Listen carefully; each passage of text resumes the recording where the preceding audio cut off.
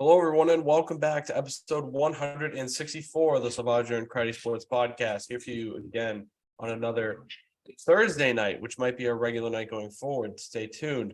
October 19th, 7:08 p.m. Ryan, how are you? I'm doing okay. The more pressing question is, how are you? Because you are quite under the weather. Rough week. Yeah. Rough week with illness. I've been on the shelf a little bit, but that's why we're doing it tonight. And I guess it makes sense because we might do it Thursday nights going forward. So I'll have to wait and see on that. Yeah, I'm better than I was, so let's just leave it at that. All right. Patriots lose 21-17. We're starting with football. A close loss, but still not a good loss. Team you can beat and should beat, but that's just where we're at, where that's not really, a guarantee with this horrible team. So, yeah. Yeah, it's a team you should be able to beat, especially too when you don't even mention that Brian Hoyer makes an appearance. So this is where we're at. This was going to be one of the talking points that I had once we finish up studs and duds. We can touch on it now before we jump in because it's really just quick. This is where this team's at right now. A wheelhouse opponent, a team with a dumb head coach. We like Josh McDaniels as an offensive coordinator.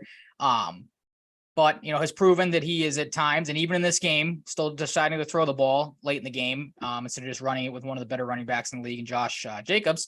A dumb head coach, a quarterback that's prone to mistakes. When Jimmy Garoppolo was in there, of course, he made one on a nice play by Jabril Peppers.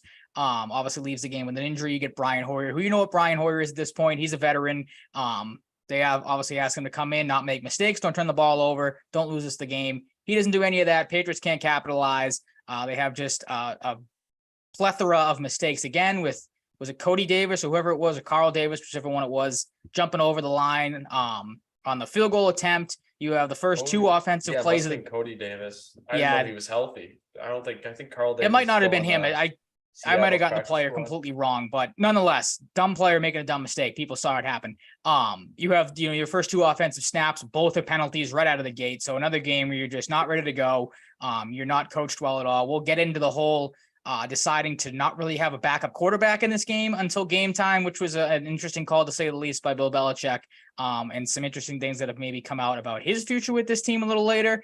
But as you said, it's a bad football team right now. They're going to continue to be a bad football team until things change. But it doesn't look like things are going to change anytime soon. Yeah, I just noticed, talking about things that suck.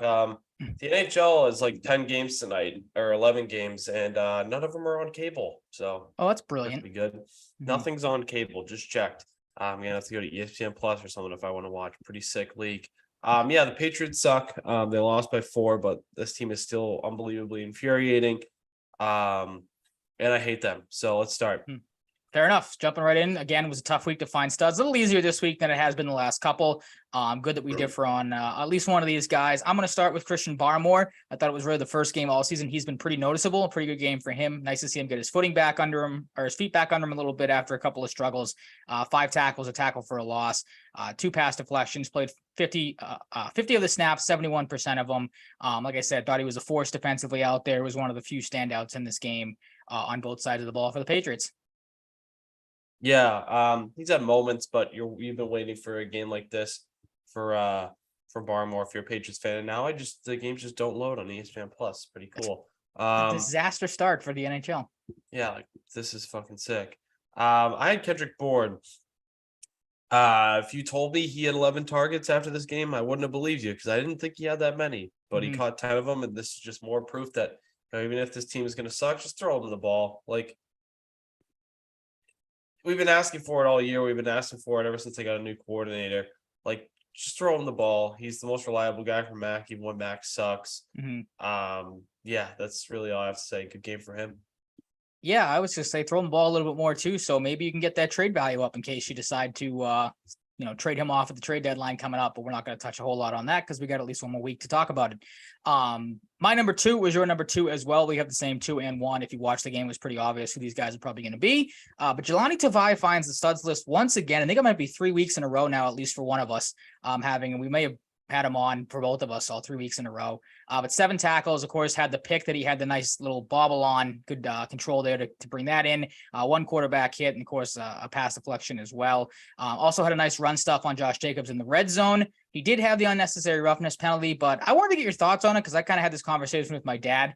Yeah, it looks bad in time, body slamming the guy down, but my dad's side of the argument was kind of like, should he just let the guy go? Like, I know Jacobs obviously wasn't happy with the way he was tackled, but to me, I just kind of took that as, Tavai's out there doing his job. Yeah, it was a little excessive, but he's not just going to not tackle Jacobs in that spot. So I don't know if you had a problem with the penalty or what your kind of thoughts, if you had anything on it. I got to be honest, I don't remember it off the top of my head. Fair enough. I mean, the Patriots at this point, you kind of just want to forget these games afterwards. You try to just flush them down the toilet afterwards, but whether I want to or not, they just find their way to the back of my mind within 24 hours. So fair enough. I think that's a healthy way to deal with them right now instead of losing your mind over a not very good football team.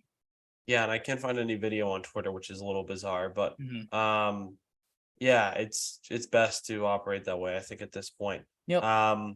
Yeah, Jelani Tavai was good, just quietly good this year, which is kind of crazy when a guy like him is one of your better players. It's, I would say, a good problem to have, I guess, because it's a player you maybe didn't expect this, but it's a bad problem to have a little bit too. Yeah, because, exactly. He shouldn't be one of your best players because you have better players, even with 2 of your better defensive players out. Yeah, absolutely.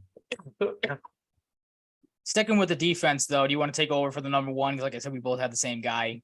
Once, I think, second week in a row, maybe this guy was in the number 1 spot for the both of us.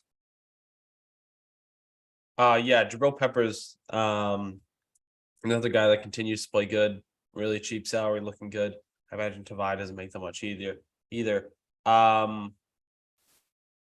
At this point in the year, it kind of makes me think they're tradable too. Like anyone and everyone.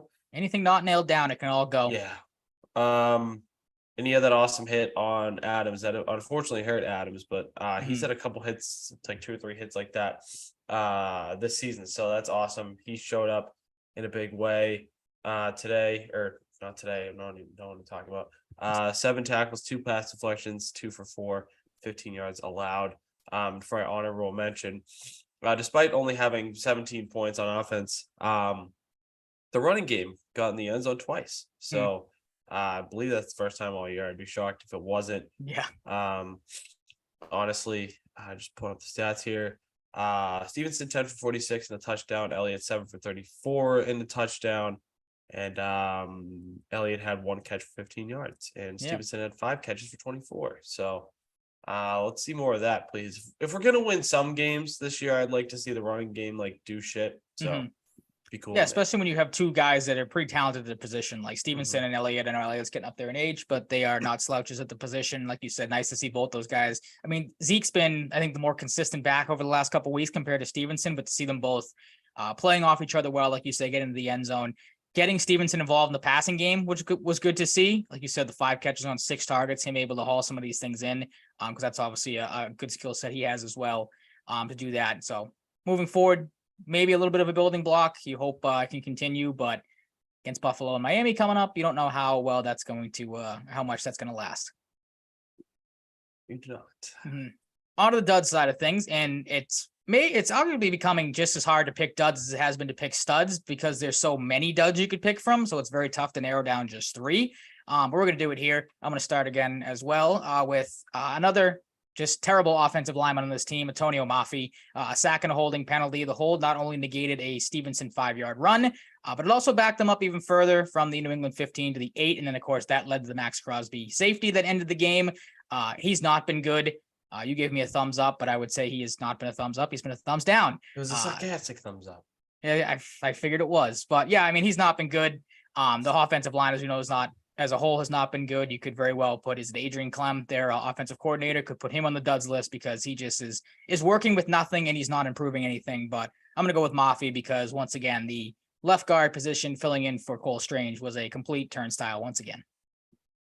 Yeah, I agree. And Mike McClellan, friend of the program, in the chat said, tank for Marvin Harrison. No, we discussed this earlier. Tank for a quarterback. Exactly. And I want to put this out there for anybody who wants to roast Mike McClellan. He thinks Mac Jones is better than Drake May and Caleb Williams. So that's just a crazy thing to say. And he deserves flag for it. I will, So I'll defend him. I will say until we see nope, see what they look like in the NFL. nope, All nope, right. nope, nope. Well, I tried. Nope, I tried, nope. Truck. I'm sorry. Not allowed. All right. Nope. Fair enough. I won't hear it. I won't I hear will it. secretly continue to give him the benefit of the doubt until I am probably You probably pretty can't. quickly thought otherwise, but You can't proven rationally do that. You just can't. It's not possible. otherwise. Yeah, Antonio Mafi Unknown. sucks, and what he did led to the whimper that the Patriots went out on. So that sucked. Yes, it did. Draft class this year, besides Gonzalez, looking pretty rough. They don't play Marte Mapu. Yeah, what happened to that guy? I feel like I haven't seen him in God knows how long. He must be a work in progress. They're just not getting much from their draft class, largely due to Gonzalez being hurt. But that's not good. Let's look at the rest of the draft class while we're here, Ryan. It's crazy that you're saying that about a Patriots team in 2023 that they're not getting a lot out of their draft class. Who would have ever thunk that? Keon White, we saw glimpses from Keon White, but he's hurt. He's concussed now. Yep. Last I checked.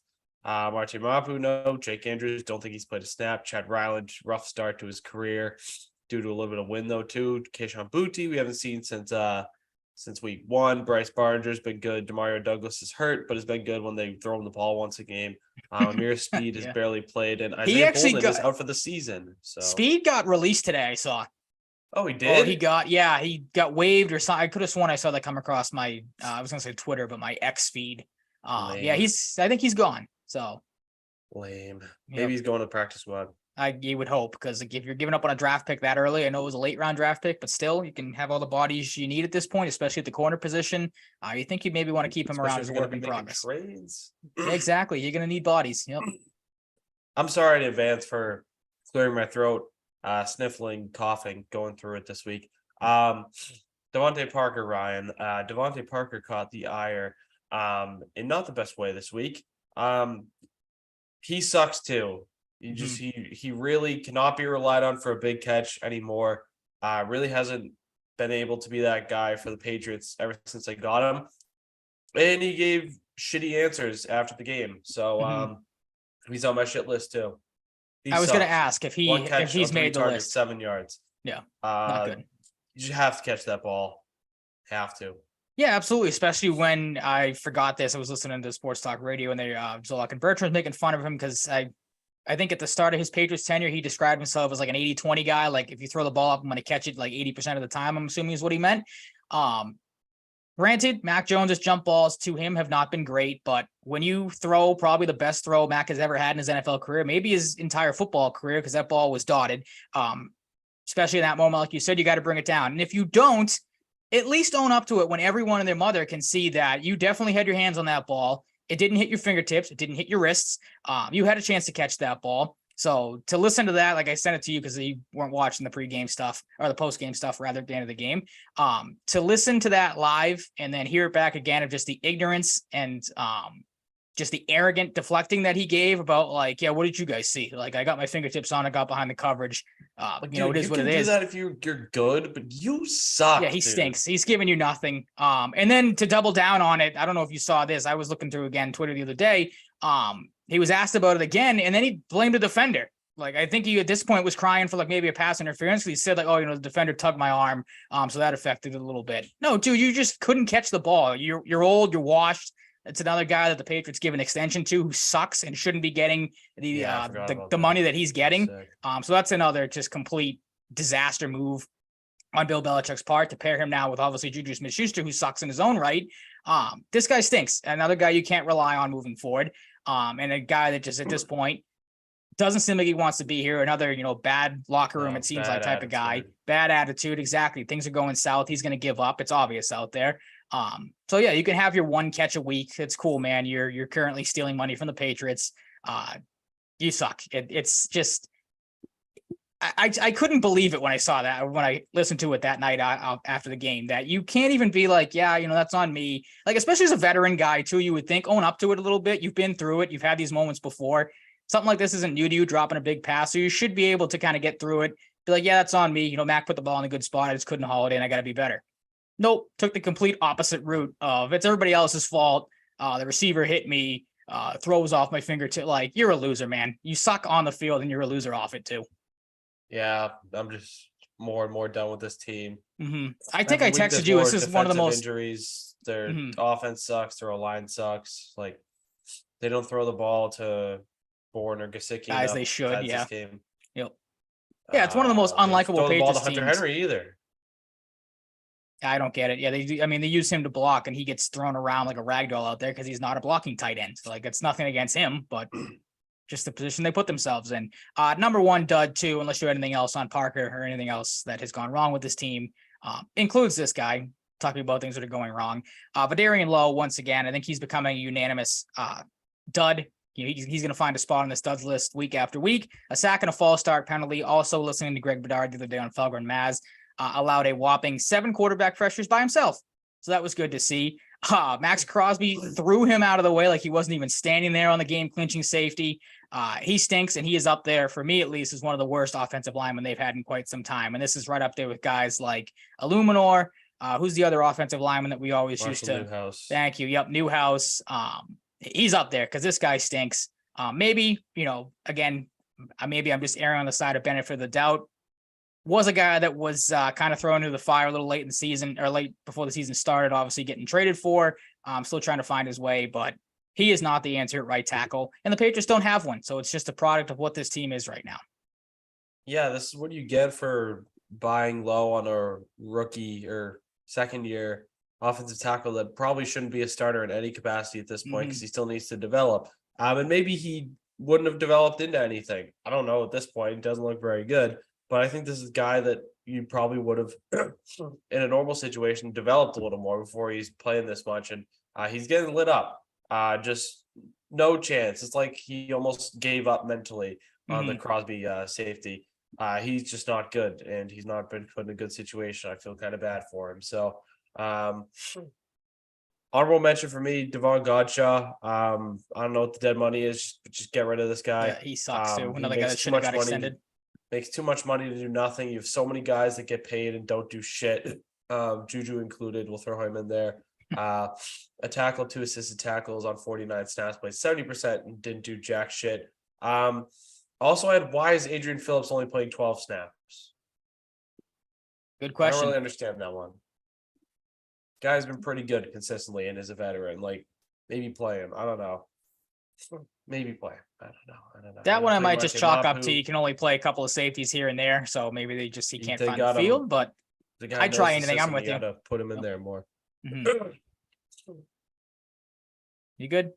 Yeah, hanging in there. Trying. All right, we appreciate it. Myself and the viewers included. So yeah, like I said, some of the biggest takeaways, at least for me in this game, I'm sure you kind of were questioning this too. At least one of these you and I were texting during the game.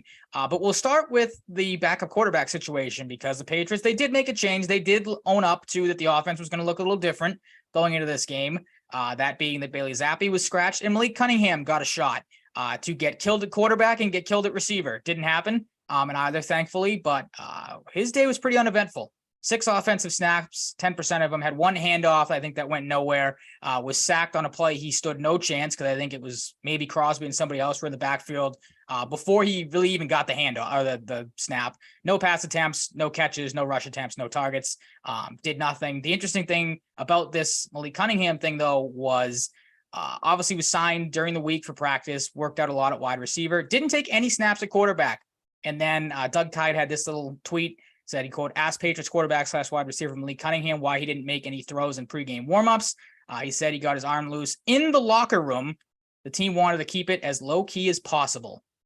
Whatever that means, like the Patriots are going to come out and just completely fake everybody out, throwing Malik Cunningham out there at quarterback is crazy to me. And again, oh look, here's this guy that's thrown as seen as a gadget guy that we just signed to a 3-year contract extension. Let's keep him low key. What the fuck, dude? Also, this is what you're at right now. You're trying to pull this type of circus act where it's just, I don't even know what to say anymore about it because this is, again, it just chalk it up to me. Once again, blaming Bill Belichick for the construction of this roster. Like, I don't get it. I don't get what you were trying to get out of this kid. I said it when they signed him to a couple kids. I'm like, they're going to get this kid killed at wide receiver at this game because they're not going to have any plays for him. Mac's going to leave him out to dry. I'm glad they didn't throw him the ball. Because like I said, I didn't want to see him get hurt. But this is where you're at right now. You're trying to fake out teams by low-key making them decide, who they're going to play at backup quarterback. And then the whole thing too about the Mac Jones short lease comment that came out before the game. Like if he made a mistake, that interception happens, you kind of thought that was going to be the case. But then you remember, oh, wait, they have Malik Cunningham, who hasn't taken a snap at quarterback all season or in practice or in warmups or anything like that. So I didn't buy that either, that we have a short lease for him, especially with Zappy as the emergency quarterback, can only come in if Mac and Cunningham get hurt. And then Will Grier, I don't even think was there. He was the healthy scratch as well. So this team's being run like a goddamn high school team. I thought it was hilarious to kind of see Mac trot off the field just for Cunningham to take a handoff and then come right back out, watching that during the game. Like, it's laughable at this point. They don't know what they're doing. There's clearly no plan at this point. So I'm curious to see if they continue to ride with Cunningham this week. Maybe they'll go back to Zappy, have him sit behind Mac, and, we'll kind of play this carousel of who's going to start at quarterback or who's going to at least dress at quarterback as the season goes on.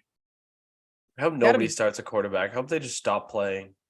Well, the funny thing about it is what was the touchdown they scored was they line or Ezekiel Elliott's touchdown. They line him up as to take the direct snap, and that was the play that ends up working. So Ezekiel Elliott, quarterback one, maybe get him in there and see what he can do. But I don't know. It's an absolute joke, and to watch that unfold, like this is something a team like the Browns in their heyday or the Panthers would do. This type of bullshit, low key.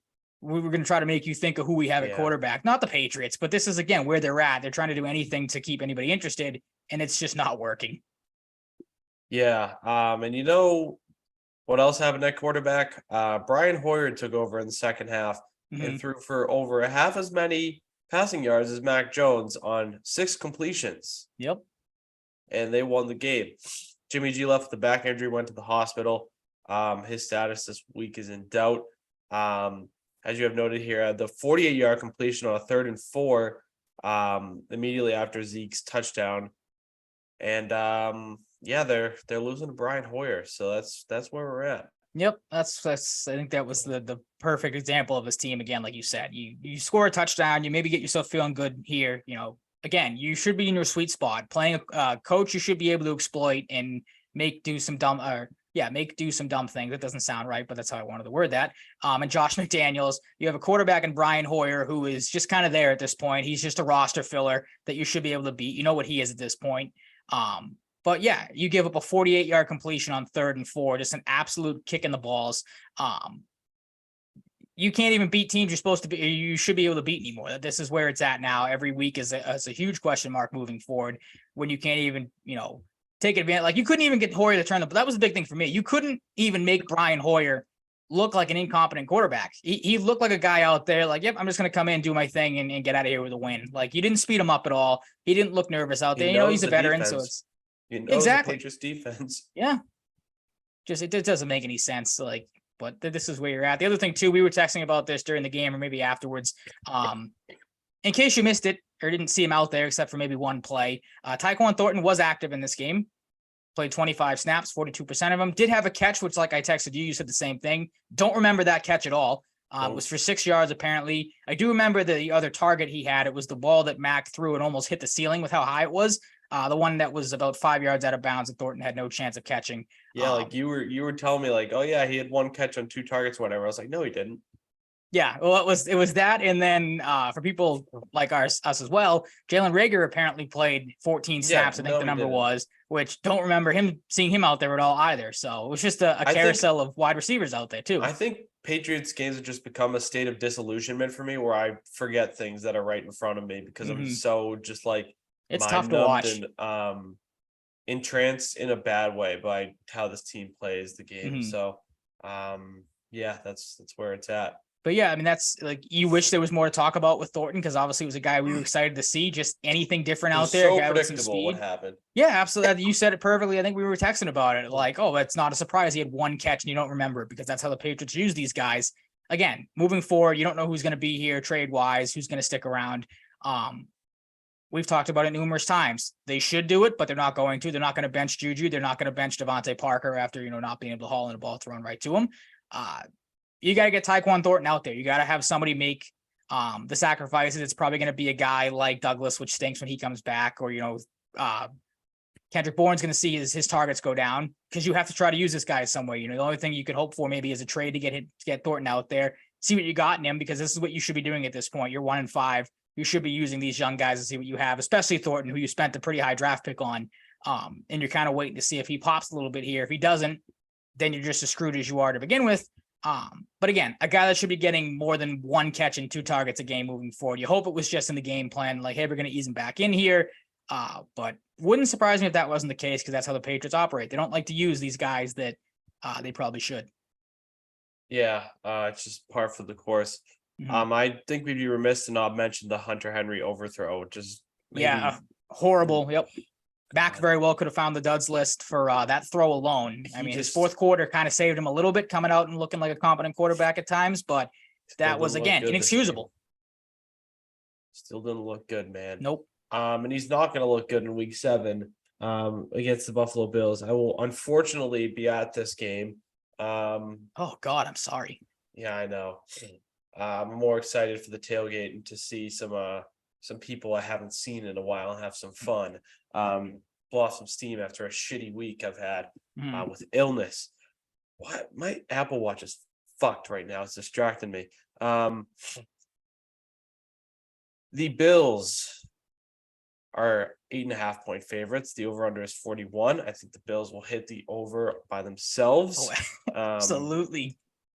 Yeah, I need to take my Apple Watch off. It's like actually distracting me. I was kind of waiting for you just out of the corner of my eye to see the thing go humming across the screen. Not gonna lie. I fixed it. I guess it was something tethered to my wrist. Okay. That's when I took it off. It was fixed. I like how you have Josh Allen's stat line of the season in smaller font, so it fits on one line. Mm-hmm. Josh Allen, not the biggest world beater stats, but he's had some world beater games this year. James Cook's been good. We know what they have at the receiver core too.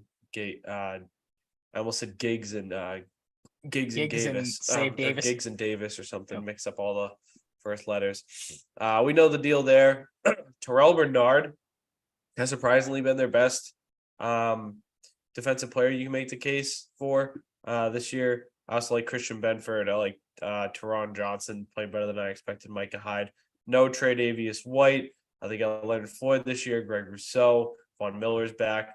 And AJ Epinesa had some quietly huge plays for them this year. So I'm not looking forward to watching the Patriots play this defense. We know what they can do on offense. It's not going to be good. Not going to be good. No, it's not. I mean, the one thing, again, you never root for injuries, but you could look forward to is no Matt Milano in the middle of that lineup or that defense. It's had some good games against the Patriots. Who's the linebackers? Not Terrell Edmonds. Yeah. Terrell Edmonds right? Is on to the Bears. He left for the Bears. So, I mean, the Patriots, there's some room to run there. Like, if you want to get the running backs going in this game, I feel like against the Bills in the past, this is you have an easier chance to do so with those two guys missing. But again, like, you've had other guys step up. Epinesa with 9 tackles isn't the craziest thing. But 4 of those are sacks, 4 tackles for losses. Yeah. That's what I mean. Like a forced fumble, a fumble recovery, and a pick 6. I think for like it might have been every time I've seen a big play this year, I feel like it's Epinesa for them. Yeah, he's a huge big time player. But big time players make big time plays. Pick. Absolutely. Maybe early second. Yep. So, I mean, it's not an easy thing. We obviously know like some of the things to look out for in this game. This was tweeted out the other day. Zach Cox had it. Stephon Diggs is 6 games versus the Patriots since joining the Bills. 6 catches, 92 yards, 9 catches, 145, 3 touchdowns. If you factor just the stats itself, 40 receptions, 568 yards, and 6 touchdowns. If you factor in the 1 playoff game, it jumps to 43 receptions on 628 yards and still 6 touchdowns.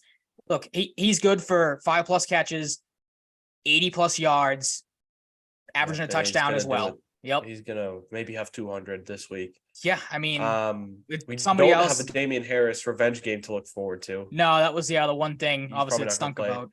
Scary injury. He's good though, from what we can tell. So that's good. Yeah, good to see there. The other thing too, the Bills, it's really been a 2-man show this year with Diggs and Allen. So, in a normal circumstances, you'd be like, okay, you try to limit those 2 guys. You should be in good shape. Then you look back and like I just did with the Diggs stats, he kills the Patriots. Josh Allen has killed the Patriots. His 7 games, averages 245.4 yards per game, 18 touchdowns, 2 interceptions, 7 sacks. Since Stephon Diggs has got there, that duo has been just absolutely disgusting against the Patriots. The Bills have not looked great of late. This is kind of the same thing I worried about in the Cowboys game, coming off a bad loss. You saw what happened in that game. Bills obviously had a 25-20 loss against Jacksonville 2 weeks ago in London, and then a stinker of a Sunday night football game against the Giants. where they squeaked out a 14-9 win. Could have very well lost the game in the end. Obviously, the Giants had a chance to win on the goal line. I think the Bills are going to be angry coming into this game. Obviously, they're going to be ramped up. Divisional game, looking to stomp the Patriots again. Coming off of 2 stinker performances, I'm with you. Could very well see the Bills hitting that over/under total themselves. They're definitely, the betting line 8.5. Could very well see them jumping over that as well.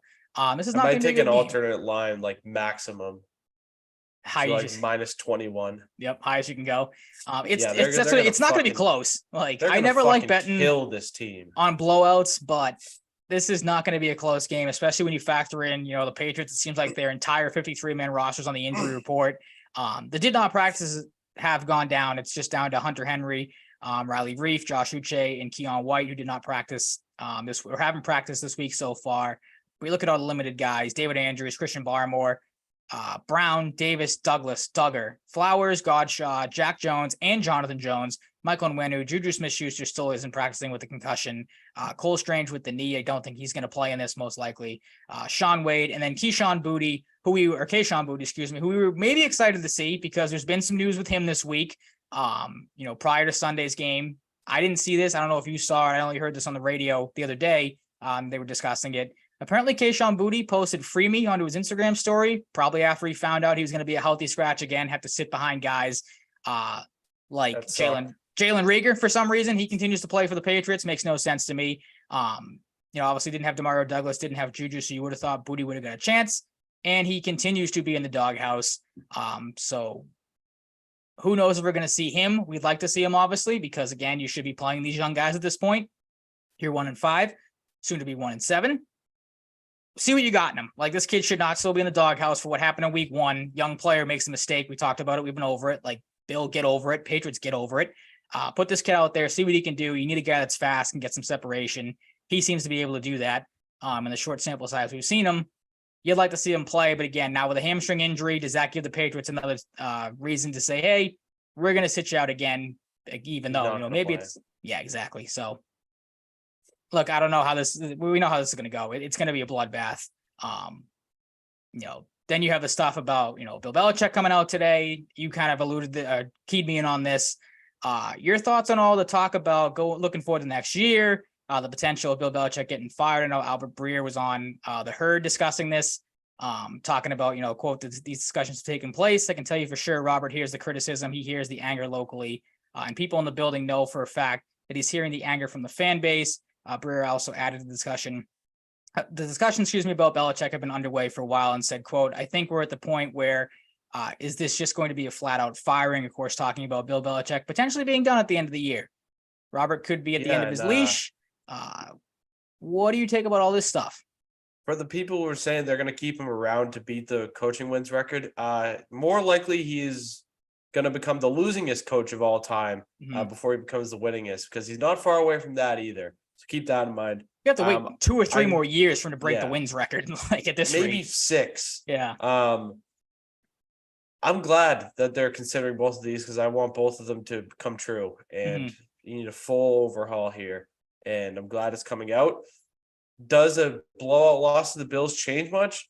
It will change things. I don't think it'll change much though, because it's like a team you're gonna lose to in a situation. It's a foregone like this, conclusion almost, yeah. But if you lose epically, it's gonna definitely increase the meter of pressure here. So if that happens, I mean, it's already a lost season. So yeah, exactly. I think we've talked about this before. I don't think they're gonna fire him in season because that would be, it'd be crazy if it happened. But I think, as we talked about earlier today when we were texting each other about this, it's like I said to you, no other coach can get away with what has happened the last 2.5, 3 years, with the lack of preparation, the lack of just caring about the roster. It seems like the constant mistakes when it comes to the draft, free agency, game plan preparation, whatever it is. Bill Belichick is here because it's Bill Belichick. Yeah, that's it. I'm glad, like you said, that maybe this is starting to finally dawn on Robert that, hey, maybe this guy's past his prime here. Maybe it's time to move on. I think Kraft's probably been pissed for a few years. Yeah, and again, nothing has changed. So I think at this point, Robert Kraft is finally sitting there going, like we just did, like, man, he's not going to get this wins record at any sort of rate here. So I'm going to have to move on here. It's going to stink, but it's a Band-Aid that has to be ripped off at some point, and hopefully soon, because again, you can't keep going into these seasons with no offensive line, no planet quarterback, no planet backup quarterback, as it would appear as the season has gone on. Doghousing some of these young receivers that have some sort of ability over, these old decrepit guys in Devontae Parker and Juju Smith-Schuster. Again, the free agent mistakes, chalk Juju up to that. Like, something has to change. You hope it changes sooner rather than later. And again, it's crazy, as you said to me, it's crazy that this is the point we're at where we're talking about, the 2024 draft and potentially firing Bill Belichick. Nothing's going to change, I don't think, until that happens. So this is the point in time that we're at right now. Like, talking about these just crushing losses and no real plan ahead. Yep. Bills 45, Patriots 10. I'm going to go Bills 38, Patriots 13. It is a blowout. I would not be surprised if they bloodbath. score single digits. Yeah, I mean, they've become everyone's get right game on the roster. So like I said, I know the Bills have been struggling of late. So maybe people sitting there listening going, well, the Bills have looked bad the last few weeks. The Patriots are the get right game on the schedule. Their Bills are going to walk in, blow them out, and feel good about themselves leaving. Especially since the Giants should have been their get right game. Absolutely, this week. Let's get to week 6 because the Patriots infuriate me. Chiefs 19, Broncos 8. The first 19-8 score since 1927. Wow. Just disgusting game. The Broncos are one of those teams that bring you down to their level. Chiefs defense played good. Travis Kelce played really good. Rashee Rice had a good game. One of his biggest performances so far. And we were right about Russell Wilson. He sucks. He stinks. Yeah. There was a promo bet, I think, on DraftKings of him and Mahomes to both have 200 plus yards. So I was at work Thursday night. I'm like, I'll look it up. The game's got to be close to over. I'll see if that bet hit. And in the fourth quarter, I think Russell Wilson had about. You took that? Yeah, because I thought the game was going to be back and forth. Like, I thought there would be a lot of passing. Right. I thought the Broncos would maybe step up to the occasion against Kansas City. Nope. Never bet on Russell Wilson. Russell Wilson, I think, had about 82 yards midway through the fourth quarter. I'm like, well, there's no chance that hits. So that's just more. You kind of deserve that. I bet $5 on it, so I didn't, lose anything too substantial. But yeah, he's washed. That team stinks. And Sean Payton, as I've said, is another product of a great Hall of Fame quarterback that pretty much carried your team for as long as he was around in Drew Brees. Yeah, I honestly can't believe people were so high on the Broncos just because of a new coach. I was one of them. That was I'll eat that one. Ravens 24, Titans 16. The Lunder hits again. I think it's 3-0 this year.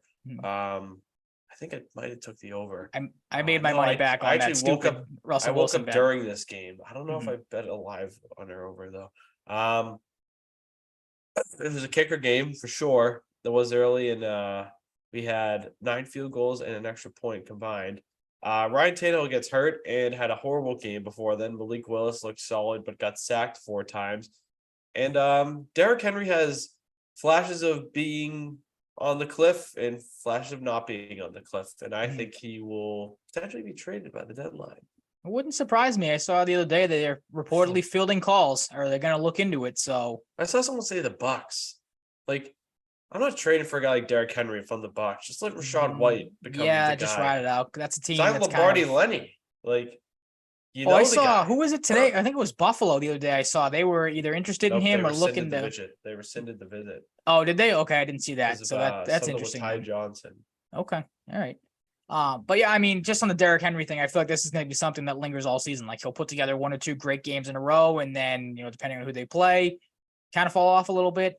On the Tannehill thing, I think he should be done. Like, obviously, yeah, the injury part stinks of it, but he looked, like you said, bad when he was healthy. So give Malik Willis a shot. The Titans aren't going anywhere this year. They got to know that at this point, that if they're going to win games, it's going to be on their defense. And Derrick Henry taking over. But that's not going to be the case, more so than not. So if you're the Titans, ride it out with Willis, see what you got in him. If he stinks, go to Levis, see what you have in him. Yeah, like you spent a 2nd-round pick on Levis. Yeah, exactly. So Tannehill should be done. Like, there's no way he should come back and start for them moving forward. No. Another 24-16 game. Commanders 24, Falcons 16. Desmond Ritter is pretty weird. Kyle Pitts is getting the ball more still. Sam Howell, as you've noted here, the most pedestrian 3-touchdown game ever. 14 for 23, 151, 3 touchdowns, got sacked 5 times. He's on pace to break the sacks record. Jesus Christ, these sniffles drive me crazy. 12 targets for Drake London, 9 catches, 125 yards, and the Commanders pull this one out though. Yeah, I mean, if you got to think the one bright spot if you're a Falcons fan is that, like you said, some of these pass catching guys have shown up a little bit. London's starting to play better, like you said. They're starting to use Kyle Pitts. Him and Jonnu Smith are becoming a pretty nice 1-2 punch at tight end. Smith got in the end zone. I think they said his first touchdown in like 2 years, which obviously not being used with the Patriots, maybe not the most surprising thing on the planet. 4 catches again. So, if him and Pitts can get rolling together, that might be a nice 1-2 punch there for the Falcons. Desmond Ritter's home unbeaten streak ends, so that kind of stinks. But kind of the game you expected, back and forth. The last 5 minutes of this game was disgusting. It was a masterclass on how to lose a football game. Atlanta's final 3 drives consisted of 2 interceptions and a turnover on downs, and the Commanders' final 2 drives consisted of 2 3-and-outs, killing 2 minutes and 6 seconds off the clock and totaling a whopping -4 yards of offense. So 2 pretty average to maybe not so good football teams, and that was on display in the final 5 minutes. But other than that, nothing too crazy in this game going on. No, just not a great game, but not a terrible game, I'll say. Nope. Yeah. Vikings 19, Bears 13. This was a terrible game. That was. We had Tyson Bagent in the game who looked shitty at times, but overall only made really the one mistake, I'd say, with the pick. But it didn't look like the greatest QB out there, I'll say. But he's like a D2, D3 quarterback, and his dad's a psycho arm wrestling professional. So he's coming from an interesting background. Oh yeah, his dad's a psycho. It was another defense game. I feel like in a year we've had a lot of like down offensive games. We see a lot of stat lines like 5 sacks, 2 interceptions, 8 QB hits, 7 pass deflections, 6 tackles for loss, 2 forced fumbles, and 2 fumble recoveries, 1 for a 42-yard touchdown. We're seeing a lot of games like that this year. And it's from Minnesota's defense. It's not very good. And could be selling some pieces off. Gross game. Didn't watch much of it, but what I saw was gross. Yeah, I mean, the other big storyline, too, is just how bad, the Bears should be a get-right game in a lot of people's schedules, especially now without Justin Fields left with a hand injury and is most likely not going to play on Sunday, I saw. The other storyline for me was just how bad the Vikings offense looked without Justin Jefferson. Like, you obviously knew that was going to be a hit, but to put up 19 points and a touchdown come from your defense, so, a decent chunk of your points come from a 42-yard fumble recovery. Minnesota's in a tough spot right now. Like, I know they got the win, but when you look this bad against a Bears team that you probably should have destroyed, especially when Fields left the game, things are not looking good in Minnesota. You hope Justin Jefferson can get back soon, but with the trade deadline looming, probably another team that should be selling off some pieces. Yes, because they do not look like they're going to go anywhere this season. Agreed. Bengals 17, Seahawks 13. DK Metcalf, I see some people saying roid rage. I don't know if he's on roids, but it's some sort of rage. He went crazy on Cam Taylor-Britt, who had a pick. So did Mike Hilton. They had 4 sacks on defense, 13 QB hits, 8 tackles for loss, 7 pass deflections. Like I said, another defensive game. Yep. Low scoring, could have been very high scoring. I think I bet the over in this game wasn't even close. Jamar Chase wasn't quite on the same page with Burrow. Had 6 on 13, which isn't great, but it still managed to tally 80 yards. T. Higgins had 2 catches in his return. Tyler Boyd had a touchdown, 38 yards. Not super exciting. A game that could have been better and just wasn't. Yeah, most of this game I caught from red zone. Geno Smith at the end of the game, not great decision making, taking too many sacks, not making enough plays. Kenneth Walker continues to be good for them, 19 carries, 62 yards and a touchdown. And Tyler Lockett was good, 6 catches on 94 yards. Both those days go to waste. Cincinnati, not the most impressive win on the planet, but they do look like they're getting the groove back a little bit. So it'll be interesting to see if they can keep it up. Obviously on a bye this week, so maybe they come back and start to roll off a couple more wins as the season goes on. Yeah, you'd hope so if you're a Bengals fan. So that would be great. Browns 19, Niners 17. We saw Brock Purdy struggle this week. Yes, we did. Early on with all of his guys and without his guys did not look good. We had a fight before the game. So I expected this to be a higher scoring game. Every team comes out, they all come out angry a little bit. Trent Williams came in and broke it all up, which is the last guy you want to be face to face with. Yeah. Brock Purdy, 12 for 27, 125 yards, very pedestrian. Mhm. a touchdown, a pick, and he got sacked 3 times, rushed for 7 yards. Amari Cooper had 108 yards. Jerome Ford played pretty good, and so did Kareem Hunt. Got in the end zone for the first time, I believe, in his new stint with the Browns. And PJ Walker played like PJ Walker, and they won. So I mean, you gotta love this if you're the Browns. But this doesn't really change my outlook on them. No, not really. I mean, maybe it does because I mean they win a game against the 49ers with PJ Walker. No, you're not going to give me any credit with PJ Walker going. Not me. All right, fair enough. Their defense is very good, though. I will say. Yeah, absolutely. I think their defense is. This is what they're going to do. I think the defense is obviously going to have to carry them, especially with the questions about Deshaun Watson moving forward, his shoulder and everything. But if you can get games like this here and there, they'll be in the thick of things. The big thing, like you said, though, was because again, wasn't watching a lot of this game. We were texting throughout it, and you told me it's like, yeah, Brock Purdy stunk with guys because I'm like, oh, Brock Purdy's not playing well because he's got guys out, and you're like, no, he's playing bad even with those guys when they were healthy. I don't want to say the shine because the shine hasn't worn off on Purdy by any means, but it is interesting to see him look as bad as he did, looked like the last pick in the draft for maybe the first time ever in his career. And now, again, the 49ers, a lot of people have been talking, the only thing that's going to slow them down is injuries. Here they are. 3 of your best players are now banged up. CMC, I don't think is maybe not going to miss time. I haven't seen anything lately on him. But as we know with Deebo Samuel, once he gets hurt, that kind of lingers throughout the season. So if he goes down for an extended period of time, that might be a pretty big miss for them, unless Ayuk can step up. They're stupid. Like, they have these guys getting injured left and right, and they threw the ball to George Kittle twice, and he had 1 catch for 1 yard. Yeah, he was non-existent. Jake Moody missed a kick or two for the first time. Mm-hmm. Screwed my fantasy team and themselves. So fuck that.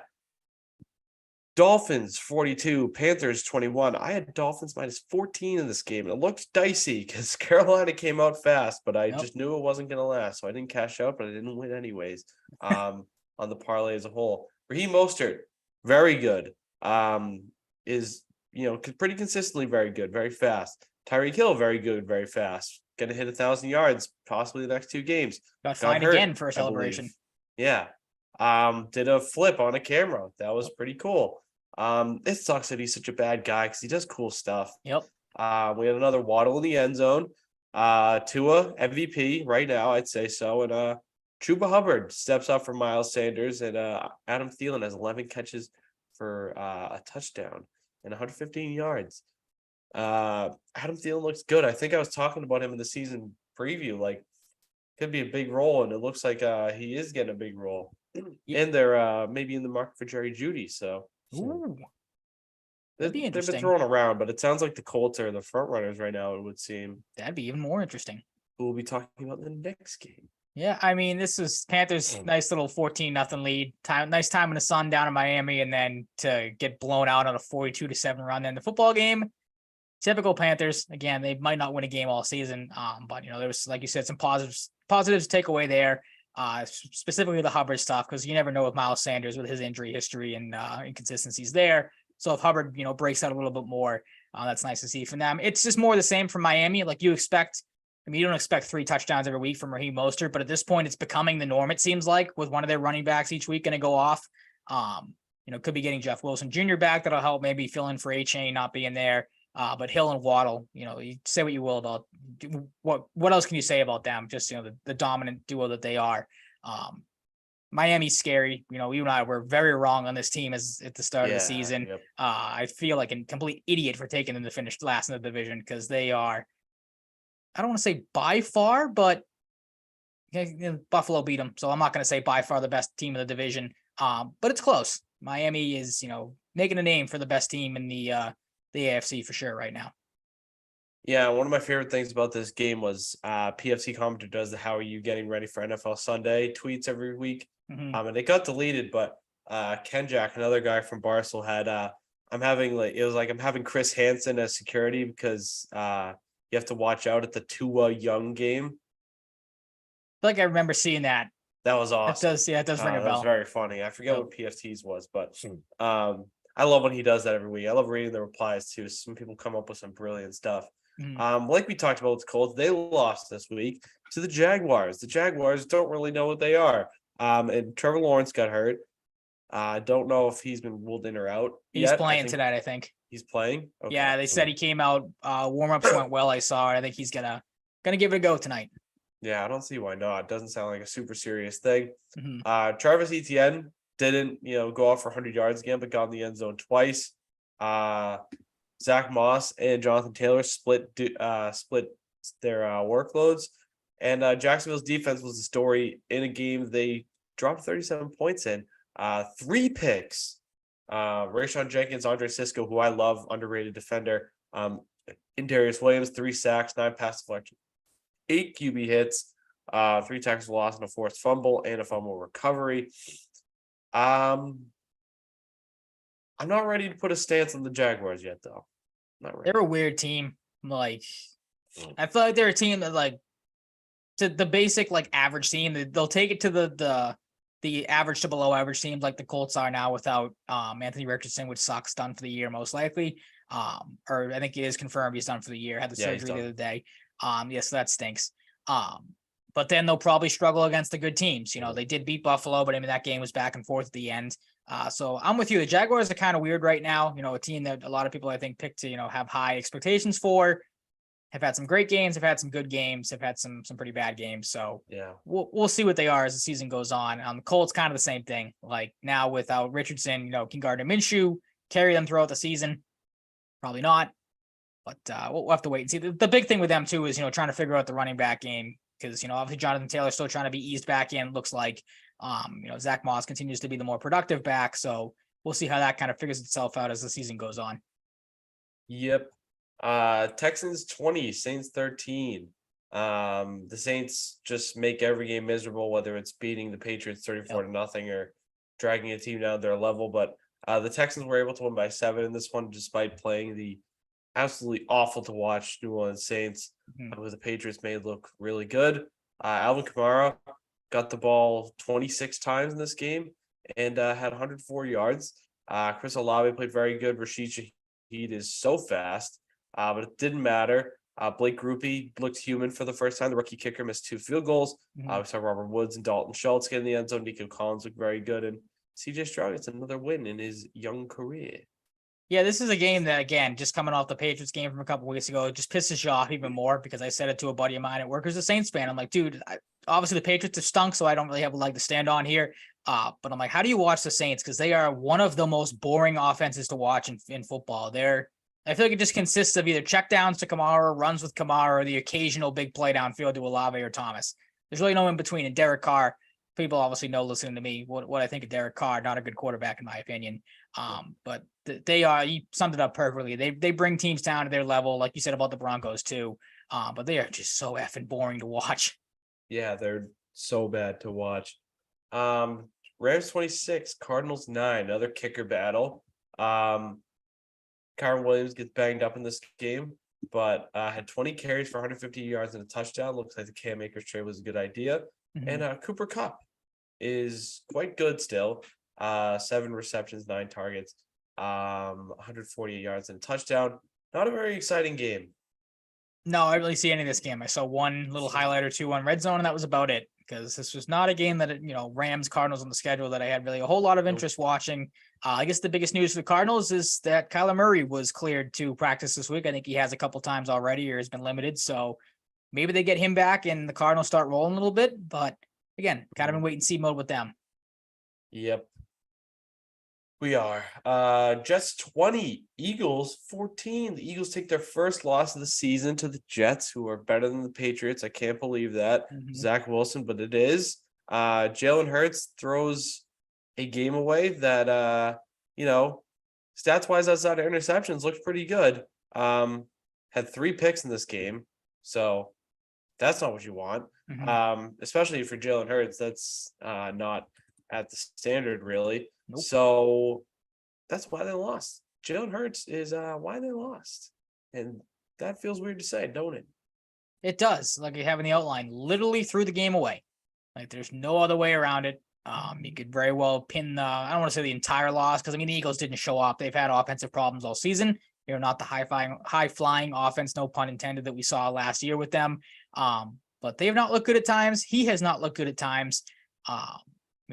Hope a bounce back game for him's coming soon, but the Jets defense really took it to him.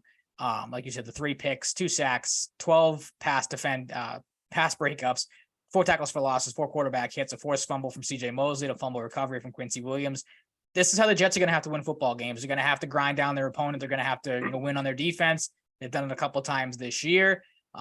And maybe for the first time all season, there's a little bit of hope at the end, light at the end of the tunnel for the Jets, coming off a big win against the Eagles like this, and showing that they can maybe stick with some of the top teams in the league.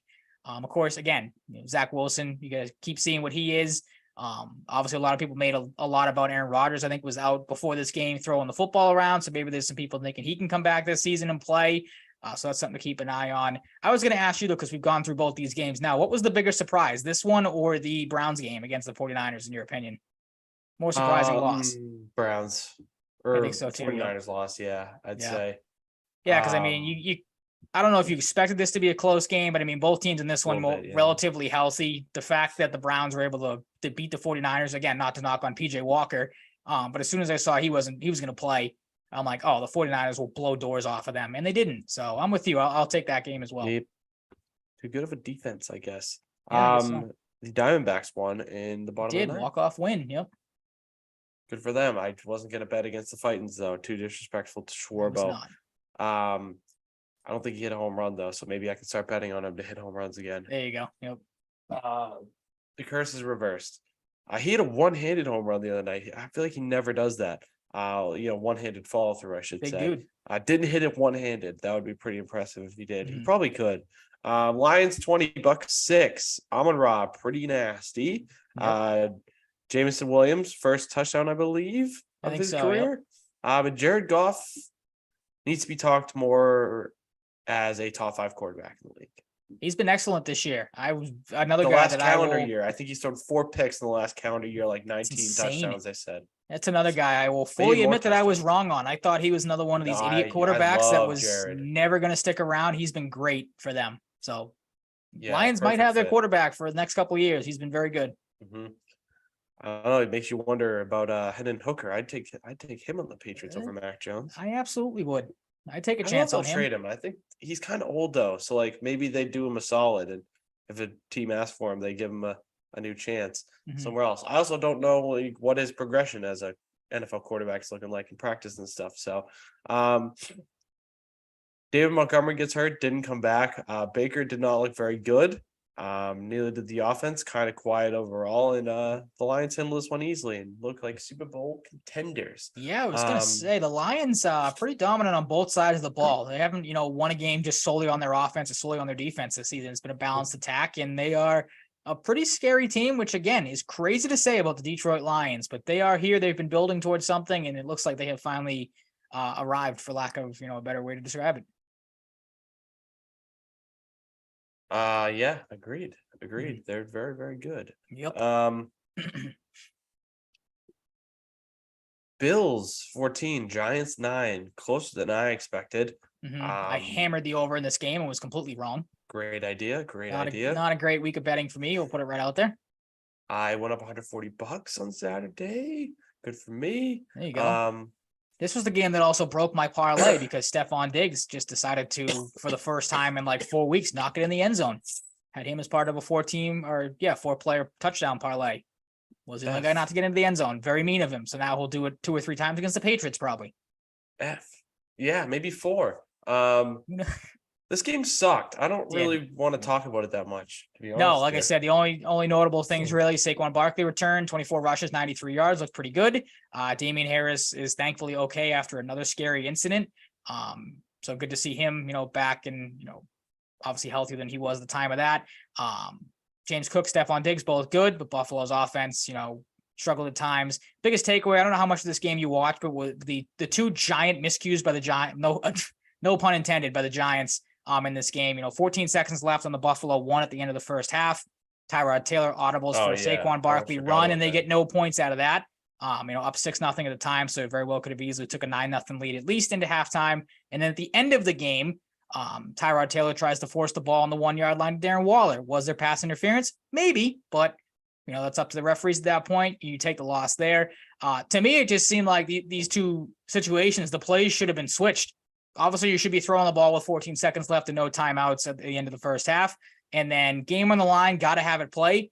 That's the situation I want my best player on the field making a play. And, hand the ball off to Saquon. If he gets stuffed, he gets stuffed. If he gets in, obviously he looks like a hero. So very poor decision by the Giants at the end of this game, in a game that they probably could have won because the Bills did not look good at all. No, they didn't. And that is not going to change anything about our predictions. No, not in the slightest. Cowboys 20, Chargers 17. The Chargers and Justin Herbert blow it with a late game pick. Yep. Keenan Allen, very good. Not enough to get me a fantasy win, but that's okay. I blame the 49ers. Pretty pedestrian return for Austin Eckler, but that's okay. I mean, first game back in a while. CeeDee Lamb was perfect besides getting in the end zone. He had 7 catches on 7 targets for 117. Brandon Cooks showed that he exists. I feel like they don't use him very much. No, they barely The use him Chargers at all. defense wasted a great defensive performance with 5 sacks, 7 tackles for loss, 6 QB hits, and 2 pass deflections. Mm-hmm. A waste. Yeah, this was a weird one because, the Chargers obviously played well enough to win the game, was back and forth for the most part, good defensive stands, good offensive drives at times. Sometimes this game stunk. But like you said, typical Chargers in the end can't find a way to pull it out. Obviously, will give people that don't like Justin Herbert that much more fuel to the fire to say he's not a good quarterback or can't make good decisions. Because, again, the pick, as you said, was not great at the end of the game and did not help them in any way. I don't get that because Justin Herbert's had good late game drives before. I think people are kind of nitpicking a little bit. Mm-hmm. Yeah, I like him as a quarterback. I think he's got what it takes. I think he's fine. Do I think he's elite at this point? No, but he's on the fringe still, I think. Yeah, absolutely. Again, I'm in the camp of get him a good quarterback. Yeah, that makes sense. Get him a good Chargers fans. We are noted Justin Herbert respecters. Yeah, absolutely. And I'm sure they're very passionate about it. They're very passionate about it. I've seen a lot of tweets. For sure. I was going to say, I'm sure Chargers fans will agree with me. Get a if you don't like him, coach. You can always trade him to the Patriots. That's true. We'll take him if you don't like him. But no, just get a head coach knows what he's doing. Because again, I think Staley in that game went for it on 4th down in the red zone, down 3-0, I think it was, or whatever. I think it was 3-0 at the time. Kick a field goal, man. Tie the game. Don't go for it and leave points on the board. You idiot. Yeah, he doesn't even know his identity anymore. It blows my mind that he makes me so frustrated for a team I don't root for in the slightest, but he is just one of the dumbest. This was the epitome of this game, was 2 of the dumbest head coaches in football, and him and McCarthy going at it as a battle of who could just out-dumb the other one. And it turns out to be Staley. What a surprise. It's bad. It is. It's real bad. They won't go anywhere until he is gone. I will stand by that until I am proven otherwise. No, Ryan. Week 7. Shall we pick some winners? Hopefully. You are inching closer, my friend. You are just 4 games off. I am 60-33 after a 10-5 week 7. You are 56-37 after 11-4. The only game we differed on, or the win that you had, was the Dallas and Chargers game. I picked Chargers. You picked Dallas. Yeah, kudos to you. I bet the cheese. We bet the cheese on the Bears. We did. After a good week, that was dumb in retrospect. But Jaguars and Saints tonight. I think this is going to be low scoring. I think it's going to be close. But I'm going with the Jaguars and a 4-point win, probably. I am too. Scoring. Gross game, but the Jaguars have more talent. 17-13 wouldn't surprise me at all. Absolutely. Maybe a gross OT game. Oh, don't say that. I don't want to watch more of this game than you have to.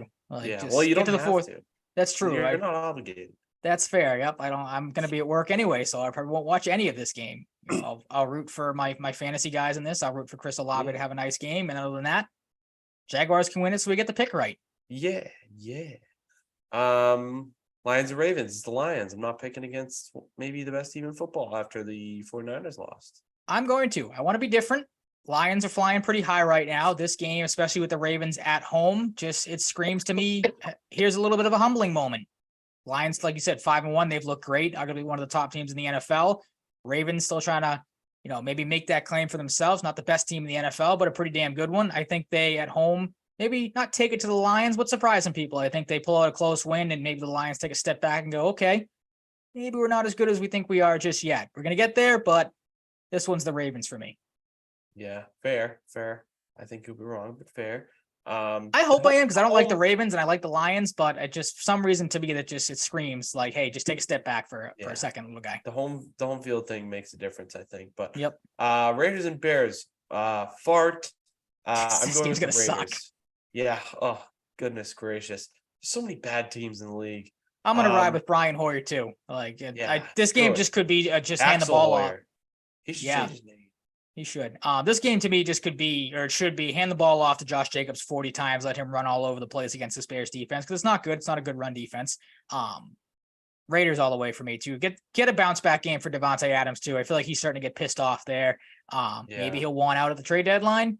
Can't imagine the Patriots will trade for him, because why would you? Because you're not going to use him right anyway. But maybe get him going as well too. Get him happy, and the Raiders continue to win some football games here. They won't do it, but imagine if the Lions got Devontae Adams. Oh, that'd be disgusting. You have him and Amon-Ra and David Jameson Montgomery Williams. when he comes back. And if you ever figure out how to use Jahmyr Gibbs properly and Sam Laporta. Oh, God. Oh. Jump the ship and become a Lions fan. Goodness gracious. Browns and Colts. I'm going with the Colts. I like what Gardner Minshew does. He does just enough. Does a little bit, more than you could ask for him. Sometimes he makes some plays, but Gardner Minshew is the best backup quarterback in the league, and I'm riding with him to end the celebration a little bit for the Browns after a big win. I think this game is going to be disgusting because of the Browns defense, but I think this is a game that goes right down to the wire and the Colts win with a field goal. There's a more specific prediction. Ooh, okay. That usually happens against the Colts, so you're bucking the trends there, which is good. Feeling I'm it gonna at home too. Yeah, that's for the hometown fan. I was just going to say, I'm going to go against everything I just said about that Ravens-Lions game. I think the Browns riding high off a 49ers wing come in there with their defense. Maybe Deshaun Watson plays. Like I said, I'm pretty sure I saw that he either was practicing or, didn't have any problems with that shoulder. So maybe he plays in this one. And if he does, maybe the Browns run away with it. But I'm with you. I think this game, as of right now, if PJ Walker starts, going to be gross, going to be a low scoring game. The Browns defense will suffocate the Colts. I'm trying to think of any other quarterback backup wise that might be better than Gardner Minshew, but I think you might have that there. He might be the best backup quarterback in the NFL. Maybe Heineke, but we haven't really seen Heineke this year. Who's backing up Pickett in Pittsburgh? Is it still Trubisky? Trubisky. I don't know if I want to make a case for him against Minshew. Probably not. No. Yeah, I'm not going to. But yeah, I'm going to take the Browns. I like their defense. I think they very well could win this game just on their defense alone. Yeah, I agree, but I'm going with the Colts vibes pick. Bills, Patriots. Jameis Winston over Gardner Minshew. Sorry to cut you off, but no. Okay. No. Right. Bills, Patriots. You know the answer. It's the Bills. Patriots. I'm changing it to Patriots. No, you're 100% serious. Gonna go with the Patriots. Nope. They gotta. Nope. Can't even talk about. There's not even any way you could talk yourself into picking the Patriots. There really isn't. Nope. Commanders, Giants. I'm going Commanders because the Giants stink. As am I. Falcons, Bucks. I'm going with the Bucks because I think their defense will play a factor in here. Atlanta, good defense as well. I like the Bucks a little bit more. I like their pass rush a little bit, like Kalijah Cansey and Joe Tryon-Shoyinka. And the Bucks are at home. I'm giving them a little home boost, and I'm giving them a win and a close one. Yeah, they need to bounce back after last week's rough performance to the offense, because maybe they just, a little sleepy coming out of the bye. Get back to doing things the right way here and in this one against the Falcons. Baker bounces back. Maybe Mike Evans bounces back. I hope for my sake, Rachaad White, because I had to start him because Tony Pollard's on a bye. Hope he scores a couple of touchdowns, gets going a little bit, and the Buccaneers roll over the Falcons and win. Good enough. Steelers and Rams. Don't overthink it. Exactly. Cooper Kupp is on this team now. Again, Rams at home. Matt Stafford looks pretty good. He's starting to play really well again. And the Steelers might be it's Patriots, Giants, and probably the Steelers for three of the worst offenses in football this year. So they could get the Raiders at times. And the Raiders at times. Yep. They could get Deontay Johnson back, though. I saw he was practicing this week. I think he's coming off of IR. So maybe that gives him a little bit of a boost. 20 touchdowns last year, though. That's true. The guy that replaced him has more touchdowns this year than he had all of last year. So I'm with you. Don't overthink it. Don't be stupid. It's the Rams. Yes. Cardinals, Seahawks at Seahawks. I like the Cardinals to upset here, but I'm going with the Seahawks vibes. This does have, kind of grow. This is a game they feel like everyone's going to be like, oh, the Seahawks will blow this team out. Wouldn't surprise me if this is down to the wire close. Anytime the Cardinals and Seahawks play each other, no matter the situation, I'm like, this game's going to be close. I don't know why. It's just got a feel to it. Yep. Yeah, it's got a feel to it. Maybe it's back in the day when both of them were good, when they had Larry Fitz going and stuff like that. Yep. Packers and Broncos. Broncos are horrible. Packers are less horrible. Yep. I'm going with the Packers. This is the game. altitude could affect. Maybe it's a low scoring game. Maybe the Broncos squeak it out, but I'm going with the Packers. Can't pick the Broncos. Won't pick the Broncos. That was going to be my thing. We've talked up the home field advantage, but this is the time that we are both going to go against that because the Broncos are that bad of a football team. And the Packers are coming off a bye, so they're well rested. Maybe Aaron Jones is healthier than he was the last couple of weeks. He gets going against a bad Broncos run defense. If he plays, of course, I'm going with you, Packers, all the way. Yep. Like it. Chargers at Chiefs. I'm going Chiefs. I'm hoping in a week with some shitty games that we see lots of points in this one and the next one we'll talk about. But I'm going with the Chiefs at Arrowhead. Brandon Staley's a moron. He'll find a way to fuck up a few times, maybe late in the game, probably late in the game. I think Justin Herbert will have a fine day, but it won't be enough. I think the Chiefs will win this one. I'm going to go different. I'm going to take the Chargers on the road. Chargers need a big win. They got one. I'm going to pull a U. The Chargers have one or two big wins in them this season. I think the Chiefs offense has not looked as it should. That's obvious to say. They're not, the team that with that talent should be blowing teams out of the water. They haven't been. Maybe we didn't touch on this in the wrap up. Maybe McCole Hardman gets back out there and plays pretty well for them. Of course, getting reacquired from the Jets because they don't use him for whatever reason. But I'm gonna go with the Chargers coming off a tough loss against the Cowboys. They need to prove something. Like I said, I think they got a couple of big wins in them. I think this is going to be one of them. Yeah. I mean, maybe, but I doubt it. But probably not. Yeah. I mean, I think Mahomes owns Herbert too, doesn't he? I think he's one of those teams that he just destroys the Chargers. I feel like so. Yeah. But I'm gonna go against the usual trends. Yeah. Game of the week: Dolphins at Eagles. For sure. Maybe game of the year so far. Maybe. I'm going Dolphins. Can't bet against the Dolphins. I bet at them at the start of the year. Even on the road, I think they're going to win. I do too. I think that Eagles. Give me 90 points in this game. Oh, this is definitely an over game for sure. I mean, hopefully. Yeah. I can pray. Yeah, I mean, I'm with you. The Eagles defense is good, but the offense looks broken at times. The Dolphins offense is fantastic. Their defense is much better than you and I both thought it was going to be. This could very well come down to which quarterback makes more mistakes between Tua and Jalen Hurts. And right now, looking at the two guys, how they've played lately, wouldn't surprise me if it's Hurts. Like, could, fumble, a couple of fumbles here, a couple of picks. I'm going to ride with the Dolphins in, like you said, what should be an electric, high-scoring, high-flying game. Yikes. 49ers, get right game against the Vikings. They're going to go into Minnesota and beat them on Monday night. Yep, yeah, absolutely. Vikings suck. If everyone is healthy for the 49ers, this just screams shut the game off at halftime, but it's going to be a blowout. Like, I don't think the Vikings, especially without Justin Jefferson, no way they keep this game close unless the 49ers just come out and lay another egg. Yeah, it's true. They could. I doubt it, but they could. On the ground. On to Bruins. We have one game to talk about in the last week, Ryan, because the NHL schedule makers are stupid, and this will creep up on the Bruins. Certainly at the end of the season, they'll play like 20 games in 24 days or something. Nice. But the game against Nashville, the undefeated streak at the Garden continues for me. I think it's 13 in a row. I was at this game. Shout out to friend of the program, Mike McClellan. Had an extra ticket, offered it to me. We had a great time. Even though you did dump on him earlier in the show. I did. But... Maybe that's why I don't think he's listening anymore. He hasn't said anything in the chat. He shut it off right after. He was like, all right, go yourself. I'm done. That's okay. Very petty of him. But shout out to him. We went to Hurricanes before. We went to Grace Bar after. Had a great time. I met up with my brother and some of his friends. Had a great night. And the Bruins did too, especially their penalty kill. They got outshot in this game 36-30 by the Predators, who played solid. Swayman looked very good, very locked in for his first start of the year. Very quick as usual, which was nice to see. The penalty kill went 7 for 7. A Herculean effort from the penalty kill. It was awesome. I've never been so excited to watch a penalty kill live in my life. It was unbelievable. JVR scored 2 goals. Shai McAvoy had 2 assists. I had a parlay with him, Bertuzzi, and Hagel to get points that night. Boom. Nice. That was the night I went up 140 buckos. Also very nice.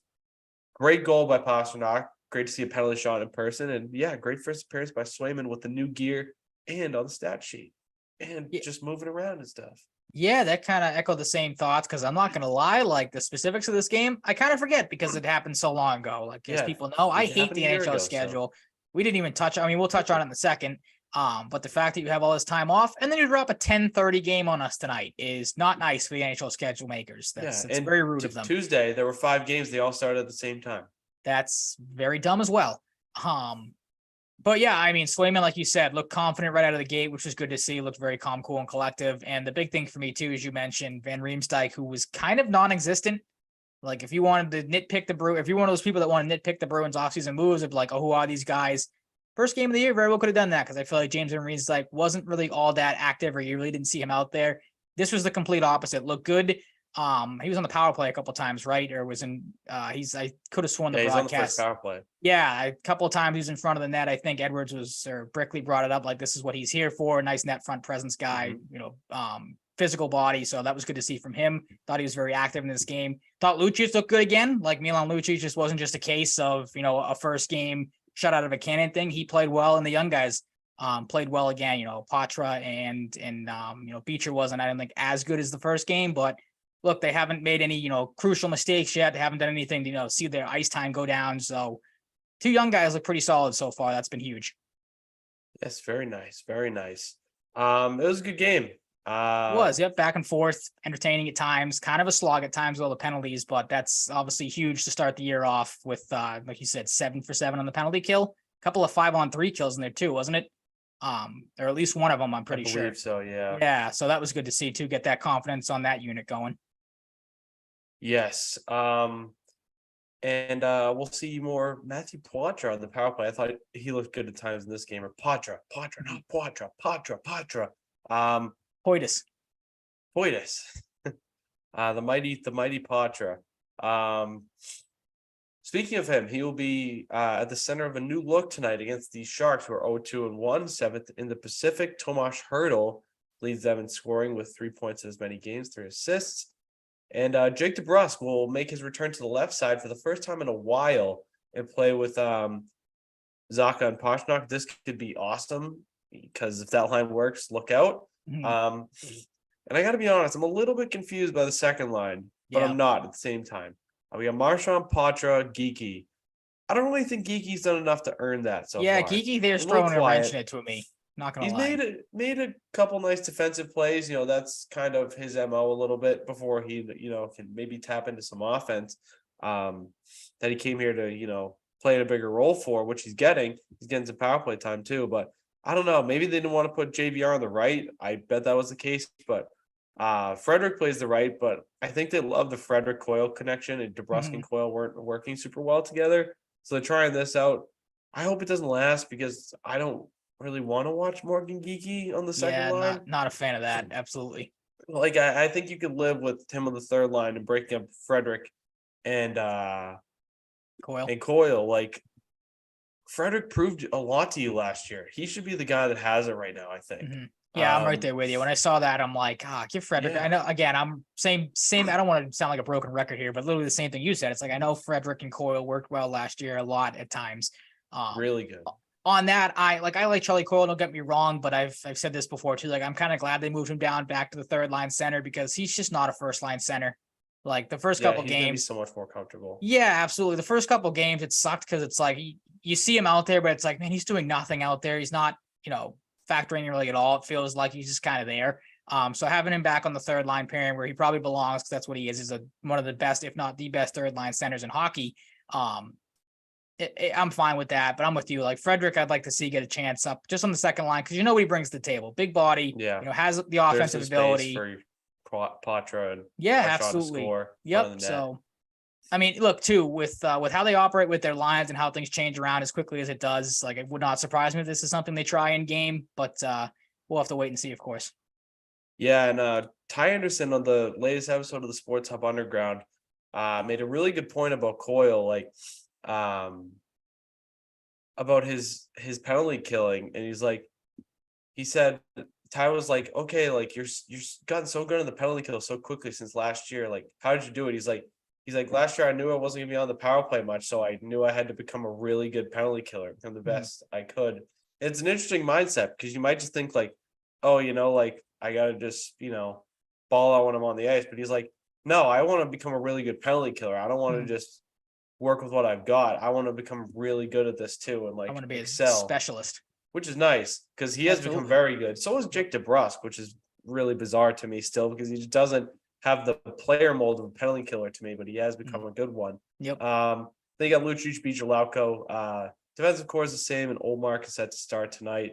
There was a rumor that was disputed. I don't know if it'll change at any point in the future and happen, but that Kevin LeBanc was going to be put on waivers. He hasn't played a game this year, but that was disputed. He's in the lineup, season debut. A guy they tried to trade in the offseason, and Radek Simic was placed on waivers, so he won't be in the game tonight. He's a pending UFA next year. So they're down a defenseman and on an already bad team onto waivers. So no Radek Simic for any Radek Simic fans. And Jim Montgomery was not happy at practice today, our morning skate before the game. Maybe the boys got a little too banged up last night in San Jose. I don't know. Maybe they were just sluggish. Something happened. And that's what I'm going to guess. He had some unkind words to say, according to Fluto. So, and on the Shark side, there's not a lot to love, but I am a big William Eklund guy, so I'm looking forward to watching him. Mm-hmm. The Monty thing's interesting to me because you obviously were at the game live, so you got a better grasp of the situation or a better look at the scene than obviously I did watching it at home. But like to me, sitting in front of the TV screen, it looked like they came out of the gate like super sluggish in that game. So maybe he just didn't want the same again. Like you said, too, when you have all these days off, you're probably going to come out a little sluggish to start. So maybe he saw or got some inklings of that and was like, yeah, we're not doing this again. We looked bad at the start of the last game. Obviously, we came away with a win, but didn't play great at times. We're not going through this again. We're gonna get out of here and get off to a good start against a pretty bad team. Yeah, so I'm cool with him doing it. Right. Like if he sees something wrong, accountability. Lay into these guys. Absolutely. Yeah, lay into them.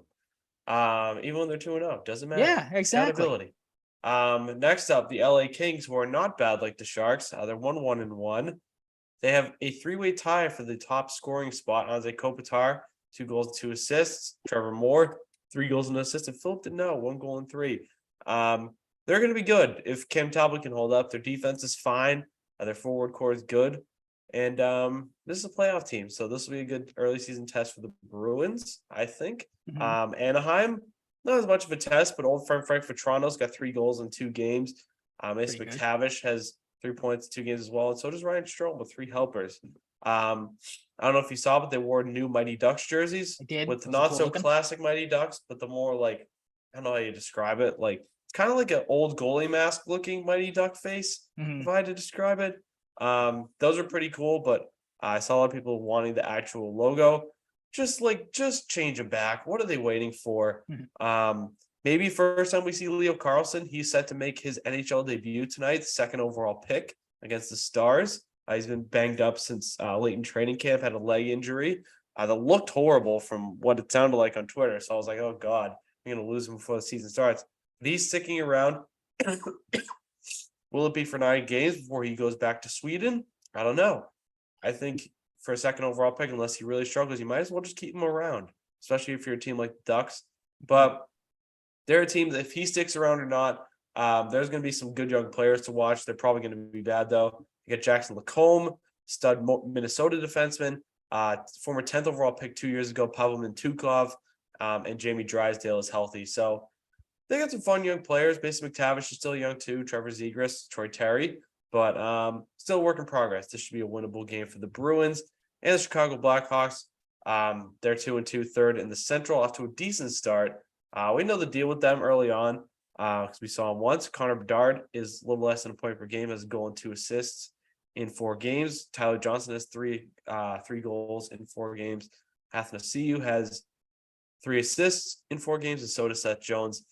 Maybe revenge for Taylor Hall, maybe a little Nick Foligno fight or Corey Perry fight after the Hall injury that he only missed 1 game from.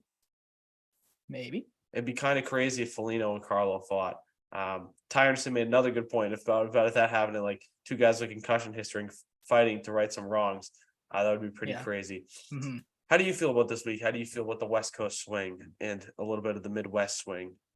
I mean, it seems, again, when we did the the standing predictions, these are a lot of teams that we predicted to be at the bottom of the standings in their respective divisions. So games you should probably win, but it is early on in the season. Teams can surprise you a little bit. So just be ready to come out and play these games. Obviously, doesn't seem like it was going to be the case tonight. Again, with the whole Montgomery yelling at guys thing. So just don't don't get out there and get sluggish or get complacent, stuff like that. Put it to these teams that you should be able to beat. But again, West Coast swing too, like you said, things tend to get a little wonky out there with time change and everything. So I expect these games maybe to be a little sluggish to start, especially with the layoff and everything. But just come out, take care of business, and come out with a winning record on this road trip. Agreed. And we'll see a little mix of the goaltenders, I imagine. One last note. Sure.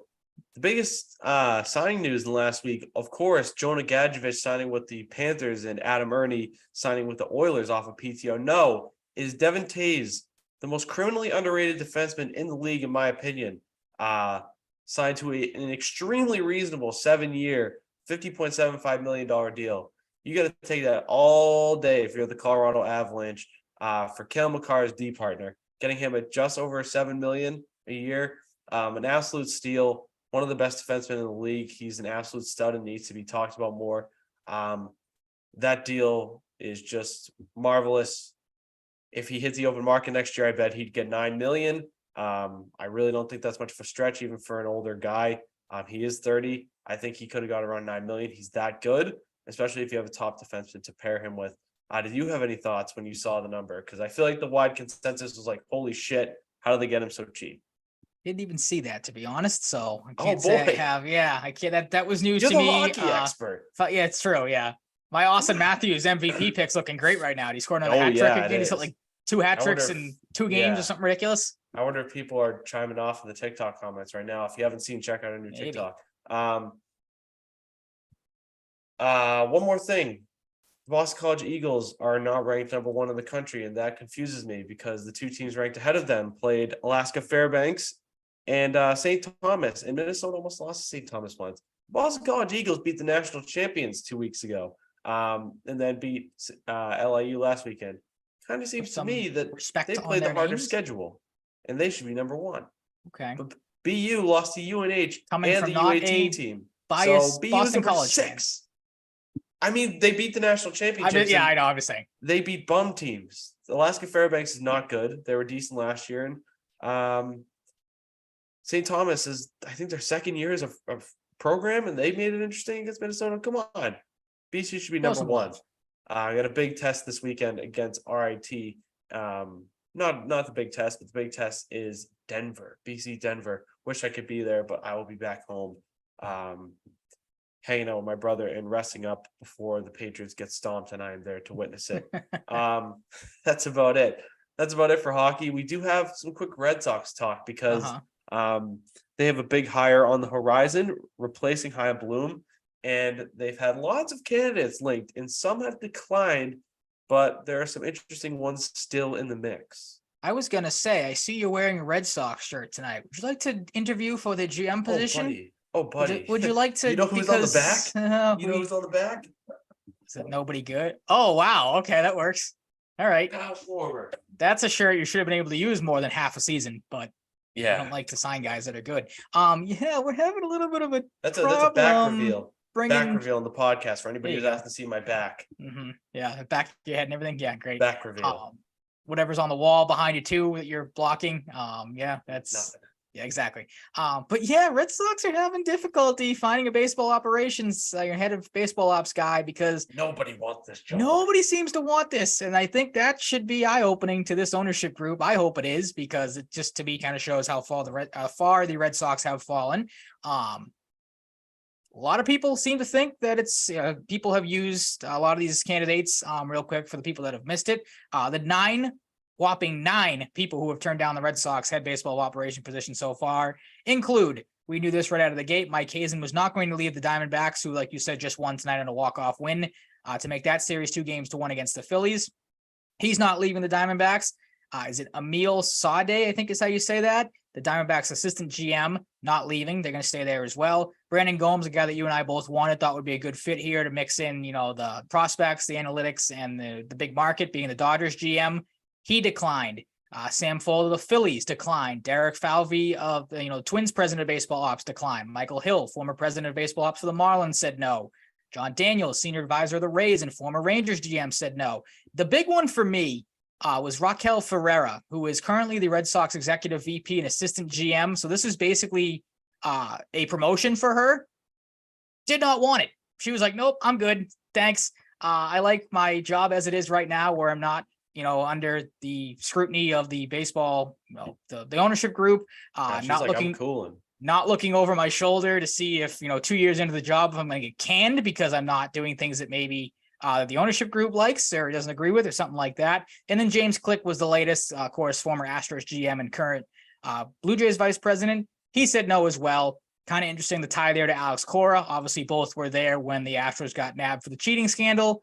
So, maybe there's some inside there. But yeah, a lot of these people have claimed that they do not want to, quote unquote, uproot their families, which could be a very viable, excuse or reason for not wanting to maybe, some of these guys' cases move across the country to become the Red Sox president of baseball ops. But there are some people that have been led to believe that thoughts about, job security, obviously what just happened with Chaim Bloom and brought in to revamp the farm system, did that and still got fired. There's some belief that maybe Alex Cora has a little bit more power than a traditional manager, and that might be scaring most people away or some people away. That's what I think maybe happened with Raquel Ferreira. That again, she saw what happened to a guy that she worked under in Chaim Bloom and was like, "Nah, I'm good." Like I said, I don't want to get fired for something not going right 2 years, 3 years in. So it is interesting, but again, I think it is kind of funny that with how much slander the Red Sox have gotten and the ownership group has gotten, you're starting to see now that outside sources do not want to come here and do not want to work for this team and do not want to work for this ownership group. And I think that's kind of telling of how far the Red Sox have fallen. It's where this team's at, a team that at one point was looked at as one of the pinnacles of baseball and a job that was very desired and wanted. Now isn't. People don't want to come here. You hope it doesn't, bleed into the free agency as well. Players may not want to come here, but what are your thoughts on all this when you see, like you said, because there are some options that you still like, get into that in a second. But what are your thoughts when you see, again, 9 people have turned down this so far? There has been some conflicting reports on Craig Breslow, what he's going to do if he's brought in. So there really isn't a definitive answer right now. What are your thoughts on the whole process? I think it's deserved to have this many people deny you, and hopefully it's a wake-up call. Mm-hmm. It's just how it is, man. Like, nobody's gonna want to come into this shit show. That's the thing, too. It should show how many of these teams have passed. Because again, like Diamondbacks GM and assistant GM, do they want to leave a team that's in the playoffs right now? Yeah, good young team. Phillies guy. Probably not. Phillies guy, same thing. Dodgers, obviously, you're not going to want to leave that job. You're the Dodgers and you live out in California. Like, that's a pretty cushy gig there. Twins, maybe you can make the case, but again, they were just in the playoffs. The Marlins were just in the playoffs. Rangers could be going to the World Series potentially if they figure things out, not obviously tonight, but could take a 3-1 lead if they win. Again, Raquel Ferreira obviously works there. Like, why are you reaching out to these people? I get it for like qualifications, but they're probably pretty comfortable where they're at. Yeah, nobody, like, again, maybe James Click's the only one you could get because he's with the Blue Jays right now, and Blue Jays obviously petered out in the playoffs. But again, then you get to some of these other options that have been linked. Craig Breslow, who seems like the leading candidate right now, so we thought, but there's been some conflicting reports about him and what he's going to do if he comes here. Currently, the Cubs assistant GM, Josh Burns, I believe it is, senior VP of the Dodgers. What happened? We have another collision on a kick return like last week. Oh, I thought you were going to tell me another candidate just dropped out. You were scrolling through Twitter or something. That would have been kind of funny. No, very timely. Defender who was battling with a Saint on a kickoff ran into Jamal Agnew, so that's not good. I just hit a 3-leg parlay on the NHL, so that's pretty cool. You're on fire with Brendan those. Hagel. Brendan Hagel again. I've won 2 of these because of him in part. I got another one going tonight, 4 legs. That's I think already got a leg or 2 good for points. So maybe another one. It's working out well. Yeah, not good for the Jags, but yeah, this is just how it is. This is what you have to deal with, I guess, when you're in this position. Mm-hmm. What are your thoughts on some of the options that have been, like I said, Craig Breslow's name has been thrown out there. One that I'm very interested in, I believe I can never get the pronunciation right of her last name, but I think it's Kim Ang is how you pronounce that last name. Would love her because obviously what she was able to do in a short time with the Marlins, turn them back into a playoff team. I think maybe 2 out of 3 years she took that GM job or was there. Don't know a lot about Neil Huntington or Thad Levine or Josh Burns or Bynes to be honest. But I think you kind of share the same thoughts I do. Ang and Breslow stand out for me for a couple of different reasons, but what are your thoughts on some of these candidates? And like I maybe alluded to, some of the ones that stand out to you. I like Craig Breslow because you know a little bit about the guy and he's got some experience. Kim Ang has done good things with the Marlins the last in recent memory. Don't know how long she's been there, and she's got to be motivated. Like things didn't end probably how she wanted with the Marlins, so I'll take her. Yeah, I She can think run this team. the reports I saw on her was I think it kind of was the same situation that happened. I believe it was when the Red Sox canned Dombrowski and they brought in because they wanted obviously to go from a traditional GM to a president of baseball ops, and that's I think when Ben Cherington came in, if I remember it correctly. It'd be very like poetic might be too cheesy of a word, but if she gets canned as the Marlins GM because they want to go to a president of baseball ops, and then she comes here as the Red Sox president of baseball ops, might be a cool little thing there to have Kim Ang come in and do that for them. But like I said, Craig Breslow, it seems like is the leading candidate right now. There's been a couple of reports, one from the Athletics, PJ Mooney, and the other from Mass Live, Sean McAdam that came out tonight. Mooney's tweet was yesterday, said, quote, Craig Breslow has been in advanced discussions with the Red Sox, according to sources familiar with the search process, interviewing for their number one job in baseball operations. However, McAdam today had that I think it's more likely that if Breslow is indeed hired, it is to serve as GM or the number two to somebody above him with more experience. There was an Alex Spear tweet I saw too that kind of echoed that as well. So at first, go ahead. Craig and Kim? Craig potentially. Kim? Maybe someone named Brull. You get Craig Kim Brull in the There you go. He just blew that save or that game tonight for the Phillies, so maybe not the most timely thing to bring up Craig Breslow, but good omen. Craig Kimbrell rather. But yeah, I mean, I'm glad the McAdam thing came out because when I first saw the Mooney tweet yesterday, I'm with you. I don't mind Craig Breslow. Obviously, did a lot of good things for the Cubs. I think he was one of the main reasons that they got Theo there in the first place. He was the guy that kind of brought him in, I think, working for the Cubs. Like you said, local guy, knows what it takes to win in this organization. He's, one of the more analytical driven guys, which a lot of people obviously in this day and age like. But to me, as a baseball purist, that kind of scares me a little bit when you lean too heavily into the analytics.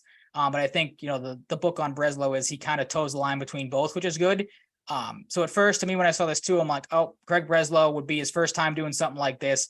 He's the perfect guy that John Henry can bring in and the ownership can bring in and kind of mold how they want him. You do this for us. This is how you're going to run this. You're not going to be able to think on your own. Now with the report with McAdam coming out today about that Breslow might take number two option to someone who's more experienced. I would like that in the sense, you could bounce ideas off of both guys. Breslow maybe handles the analytical side of things while this other option handles maybe the more baseball ops side of things. And then I think you could get a pretty good 1-2 punch in if you do that. Now, if that is Breslow and Kim Ang, like you said, I'd love that because I think it's two pretty good minds going, at it together. If that's like an Eddie Romero taking a promotion within the Red Sox and he becomes the president of baseball ops and Breslow's there as his second hand in command, I wouldn't hate that either because again, it's two guys that know, the organization very well and what it takes to win here. Agreed. I'm on board. Okay, of course we'll have to wait and see on that because again, say I'm on board with something with the Boston Red Sox. I know, right? It's crazy. But again, like the Red Sox, you never really know what's going on because again, you have two very different reports that Breslow's going to be the president of baseball ops, and then, no, he's going to be either the GM or the number two. So you never really know what's going on with his team. We'll have to wait and see on that, of course. Another interesting Red Sox tidbit that came out, this other little quick hitter thing to end the show on. Jim Bowden of The Athletic, he listed the Red Sox. He had an article the other day with 5 teams that could trade for Juan Soto. The Red Sox were on that list as a team that should be in on or could potentially do it. The deal that he proposed was the Red Sox would acquire Juan Soto. The Padres would get a package back consisting of Alex Verdugo, top outfield prospect Miguel Blaise, right-handed pitcher Tanner Houck, and then pitching prospect Luis Perez. I'm going to defer to you. What are your thoughts on this? Would you do this trade? You would. Yep. Okay. Long-term extension contingent. Soto was eligible for arbitration this year. Mm-hmm. I imagine a long-term deal will be worked out. I don't have faith in them committing money to a guy like Soto, even though they did with Devers, but that was internal. I would do this in a heartbeat. I love Miguel Blaise. Tanner Houck could be decent, but I think he's not going to be crazy better than what we've seen. Mm-hmm. Luis Perez is a good prospect. And Verdugo, I think, is going to get traded either way. So I think he should. I would do this so fast, but I think it's going to take a guy like York or Meyer or Cautious, maybe even Bayo if they want to get bold. Yep. I don't think the Sox would trade Bayo. I don't know if they trade Meyer or Cautious either, or Mayer or Cautious, but Nick York, Blaze Jordan, Nico Cavadas. I don't know how value he has, but he can hit Probably bombs. not a lot. Yeah. Probably not a lot. They'll, I'm not really sure what they're looking at. If they're looking for great pitchers, maybe don't look at the Red Sox. Maybe look Sadon. elsewhere. Yeah. Maybe Sadon is involved in this deal. Yeah, that's true. Yeah, if that's the deal, I'm doing it so fast. That was going to be my thing. Is I love Miguel Blaze though. That would suck. If this is the proposed deal, I will pick you up and we can drive these 4 players to Logan Airport tomorrow whenever you're available to do it. If the Padres were dumb enough to do this deal, I think whoever's making the phone calls, making the decision should be fired. AJ Preller, I think it still is over there. Because this to me, while nice on paper as a Red Sox fan to say we got Juan Soto for, like you said, Alex Verdugo, who's probably gone, Blyce, who, if you do get Soto, now Blyce doesn't really have a spot to play in the outfield whenever he comes up. Sadon. He's just like Sadon. He has an identical swing to Mookie. They both, they're very similar. Yep. Like you said, you don't really know what Tanner Houck is at this point. He can be good, but he also has been really bad at times. And then obviously, health has become a guy took a ball off the face, so I'm not going to knock him for that too much. But there have been health concerns with Houck, and then you don't really know what Perales is because the Red Sox don't really tend to do well when it comes to developing pitchers within the organization. For anybody who doesn't know, they signed Perales in 2019. He's playing for the Greenville Drive. I've heard good things about him. Didn't have the greatest year last year. He was 4-7 with a 3.91 ERA and 89 2/3. Through 115 Ks though. It's pretty good. Yep. But yeah, his first year in the minors, I mean, he had a 1.77 ERA, so that's something to like. Looks like a decent prospect. He's only 20, but I'd give him up. Yeah, I would too. That's what it takes. Give him up. That's just the thing is I think this is just all. We'll just throw 4 names out there and see, what people think in this. Gonna do it. I don't think this would even be close to enough to get. But they're talking about like the connection with the Veritex. There's some sort of connection with the Veritex or something. Yeah, he was. I don't know if it was whose wedding it was or whose party it was, but there was a video that I think it was Catherine Veritek posted on Twitter of Soto, Pedro, and Jason Veritek, all dancing. It's like I said, somebody's wedding or somebody's benefit or something like that. So there is a connection there. Obviously, David Ortiz, I think, is neighbors with Juan Soto in the Dominican Republic. So there's a connection there. Yeah, so there's plenty of Red Sox connections. But again, I just don't think this is enough of a package. Yeah. Like you said. You have to give Nick York at least. I think Nick York or Sadon, or maybe both have to be involved. Yeah, well, I was going to say that the Padres, if they were smart, they would right out of the gate, we want Marcelo Mayer, and then you go from there. And the Red Sox would maybe say no. I saw Lou Merloni, same thing you just said. Maybe this is a deal Tristan Casas gets involved in, but do you move Tristan Casas for Soto? Like that's now you start playing a game of who do you want and and again, like you said, this is all extension contingent because as we know, Juan Soto before he was traded to the Padres from the Nationals turned down a 15-year, $440 million contract.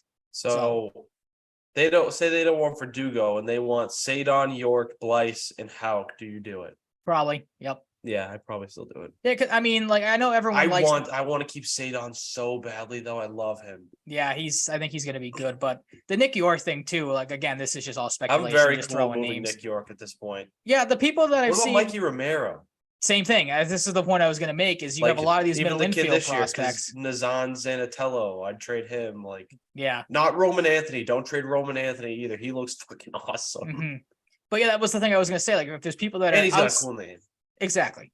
Outside of Mayer, like these middle infield prospects you have should be expendable at every case because you have a guy at second base. We talk about the draft every year. You know, these guys either pay out, you draft them for slot value, or you fucking trade them. Even the other second rounder they took, Carter Coffey or whatever his name is. Yeah, another shortstop. Trade him. Like trade. You got to start moving some of these guys, especially if Bloom's gone. You have no ties to some of these guys anymore. Exactly. That's the big thing too. Yeah. Didn't even think of that. Absolutely. But yeah, I mean, I just wanted to touch on this because obviously it's caught a lot of traction of late. And like I said, when I saw this, I'm like, I don't think there's any way that just that little of again, good players involved. But for a talent of Juan Soto's a top 3 hitter in baseball. He's one of the best hitters this game's ever seen in a long time. So if that's what it takes, yeah, absolutely, I will do it. But I don't think it's enough. I think you're going to have to start with Mayer. You're going to have to start with, like you said, maybe Rafaela gets involved. If it were to be, why can't I think of the pitcher's name now? You said him earlier. I'm drawing a blank. If it was Bayo, I would say no, No, because again, you need no. young pitching, and he's looked like he's Maybe popped here. So maybe this is a deal you throw Brian Mata in to give him a Pot- change of scenery, because I yeah, don't think that's potentially going to work out. if he has any value at this point, yeah, Yeah, I because don't I think he mean, does. Maybe you just no. attach him. Mhm. But yeah, I mean, it's definitely something to monitor. Again, like you said, there are connections with Juan Soto to Red Sox personnel, so maybe it's something you see down the line. Of course, one of the other teams that were involved too were the Yankees in this Yeah, article. outbid the So Yankees. That that's should the be thing enough too. incentive. It's like if the Yankees get involved, if you're the Red Sox, you almost Well, have if he to goes try to to the get some Yankees, he'll relevance back. suck. So at least True. there's that. Because Yeah, everybody but they bring in now sucks. if you're the Yankees too, I don't know how many more of these contracts you could be adding to your books. You still have Stanton, Well, you they're got the Yankees, Judge. so they'll do it. Yeah, true. Very true. I think that's gonna wrap it up though. I think so. Yep. Episode 164. I'm gonna Mhm. try and stay out for the Bruins game, but I need to heal this Yeah, it's gonna be weekend tough. before Yeah. the Pats game. So no promises. NBA season preview next week. Be on the lookout for that and much more. Good Thank luck you so much for listening. with your fantasy football matchup in our fantasy football league this week. Oh shit, You're facing each other. quite the juggernaut. So 6-0. Chris thought he could do it last week. He could not. If Chris Blackie's listening, 6-0. You got lucky. I don't have Jefferson. You got lucky. I did, but I don't have Montgomery, so maybe it balances each other out. Obviously, two very different talents, but David Montgomery's been pretty good. So yeah, I got Joe Mixon on a bye. Your defense is going right now, though. Quick look at that. That's the wrong league. Your defense has 10 points, so you're up 10-0 right now. That's okay. Yep. Yeah, I got CJ Stroud and Joe Mixon on bye weeks. Hopefully Jared Goff can go off though. I got He's got off in his Collins name, and Hall. That stinks. He is go off in his name essentially. He does. Yep. Food for thought. Thank you so much for listening. You can find us wherever you find your podcast. You can find us on Twitch and YouTube on the Full Press coverage pages as well. Let's get the YouTube channel up to 200 subs. We're at 195, so that'd be cool. You can find us on TikTok. We post a new one today. Go like, go comment, follow us there. You follow us on Twitter at Mike_Cratty, at Ryan_Salvaggio, and the show at Sound Cratty Pod. I didn't have the flu, but this is my flu game. So leave a rating, leave a review, like to stream on YouTube, whatever. Stay safe, stay healthy, be nice to people. I didn't stay healthy this week. And have a good weekend and all that good stuff. We'll talk to you next week.